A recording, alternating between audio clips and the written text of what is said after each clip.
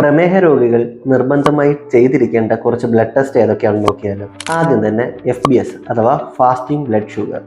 ഇത് ആഹാരം കഴിക്കുന്നതിന് മുമ്പ്, അതായത് ഒരു 8 മുതൽ 10 മണിക്കൂർ വരെ ഉപവാസത്തിന് ശേഷം ചെയ്യുന്ന ബ്ലഡ് ടെസ്റ്റിനെയാണ് ഫാസ്റ്റിംഗ് ബ്ലഡ് ഷുഗർ അല്ലെങ്കിൽ FBS എന്ന് പറയുന്നത്. ഇത് പൊതുവെ എല്ലാവരും രാവിലെയാണ് ചെയ്യാറ്.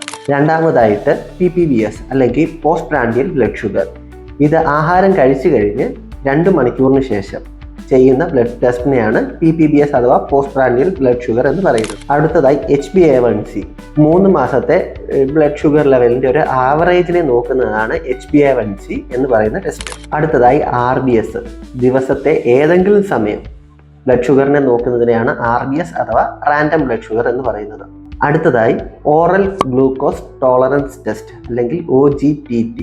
ഇത് നമ്മൾ ഒരു 75 ഗ്രാം ഗ്ലൂക്കോസ് അഥവാ പഞ്ചസാര ലായനി കഴിച്ചതിന് ശേഷം 2 മണിക്കൂറിനുള്ളിൽ നോക്കുന്ന ഒരു ഷുഗർ ടെസ്റ്റാണ് OGTT. ലിപ്പിഡ് പ്രൊഫൈൽ ടെസ്റ്റാണ് അടുത്തത്.